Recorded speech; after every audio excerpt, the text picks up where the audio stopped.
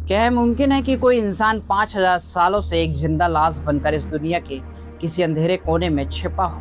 एक ऐसा योद्धा जिसके माथे पर आज भी एक गहरा घाव है, जिससे लगातार खून और मवाद बह रहा है, और वो अपनी इस अंतहीन जलन को शांत करने के लिए आज भी भटक रहा है। हम बात कर रहे हैं गुरु द्रोणाचार्य के पुत्र अश्वत्थामा की। महाभारत का वो महारथी जिसे भगवान श्री कृष्ण ने अमरता का वरदान नहीं, बल्कि सृष्टि का सबसे भयानक अभिश्राप दिया था।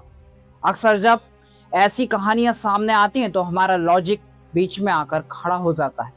विज्ञान कहता है कि यह नामुमकिन है, लेकिन जब इतिहास के अलग अलग कालखंडों से अलग अलग सदियों में ऐसे गवाह सामने आते हैं जो एक दूसरे को जानते तक नहीं, लेकिन सबकी कहानियां एक ही शख्स पर आकर टिक जाती है, तब सोचने पर मजबूर होना पड़ता है। क्या अश्वत्थामा सिर्फ एक लोक कथा है, या एक ऐसा कड़वा सच जो हमारी समझ से परे है?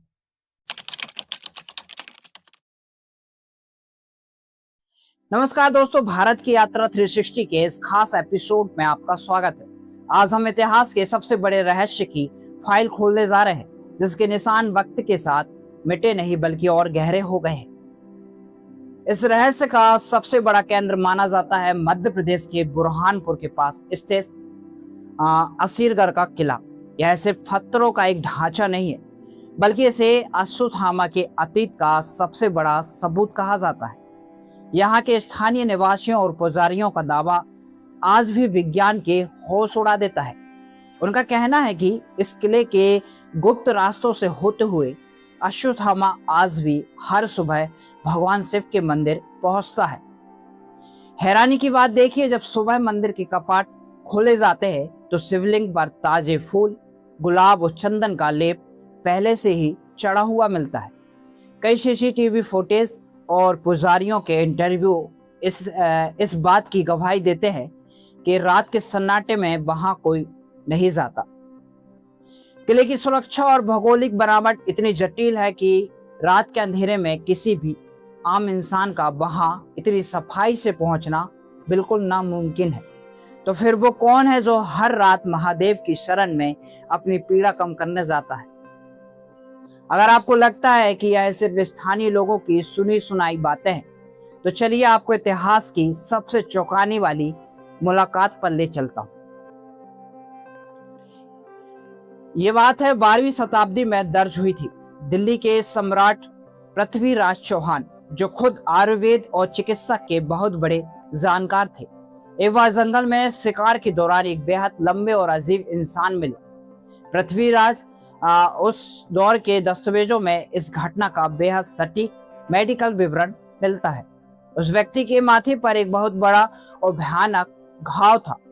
पृथ्वीराज चौहान ने अपने पूरे आयुर्वेदिक ज्ञान का इस्तेमाल करके 7 दिनों तक उस घाव का इलाज किया, लेकिन वो घाव टस से मस नहीं हुआ। तब पृथ्वीराज को समझ आया कि यह कोई साधारण इंसान नहीं, और जब उन्होंने पूछा तब उस रहस्यमय व्यक्ति ने अपनी असल पहचान उजागर की। इतिहासकारों का मानना है कि यदि यह सिर्फ एक कवि की कल्पना होती तो वो अपने महान राजा की चिकित्सा शक्ति को कभी फैल होते हुए नहीं दिखाता। यह असफलता ही इस कहानी की सबसे बड़ी यानी कि सच्चाई को बढ़ाती है। कहानियों का यह सिलसिला यही खत्म नहीं होता। नर्मदा नदी तट पर परिक्रमा करने वाले साधु संतों और यात्रियों ने सदियों से एक ही जैसी घटना का जिक्र किया। यहाँ तक कि 19वीं सदी के ब्रिटिश अधिकारियों के रिकॉर्ड भी एक अजीब 10 फीट से ज्यादा लंबे आदमी का जिक्र मिलता है। कई सन्यासियों ने बताया है कि आधी रात को अचानक एक विशालकाय आकृति उसकी कुटिया के पास आकर खड़ी हो जाती है। वो ना तो हमला करता है, न कुछ चुराता है।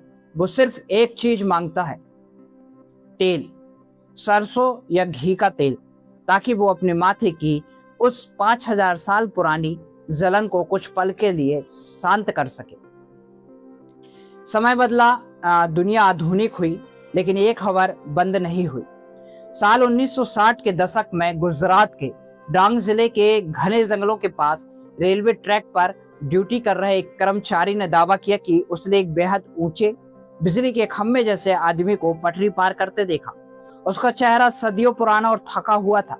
जैसे ही कर्मचारी ने शोर मचाया, वो विशाल आकृति पलक झपकते ही घने पेड़ों के बीच गायब हो गई। पुराणों की माने तो अश्वत्थामा का यह सफर यूं ही भटकने के लिए नहीं है। भविष्य पुराण और काल की पुराण के अनुसार अगले मनवंतर में अश्वत्थामा को सप्त ऋषियों में से एक स्थान मिलेगा, लेकिन उससे पहले उन्हें कलयुग के अंत तक यहीं रहना होगा। जब भगवान विष्णु का 10वां अवतार यानी भगवान काल की धरती पर आएंगे, तब अश्वत्थामा उनके साथ मिलकर अधर्म के खिलाफ आखिरी युद्ध लड़ेंगे। जिस योद्धा ने कभी गुस्से और बदले की आग में आकर अधर्म का रास्ता चुना, वो हजारों सालों के इस कठिन पश्चाताप के बाद अंत में धर्म की रक्षा करेगा।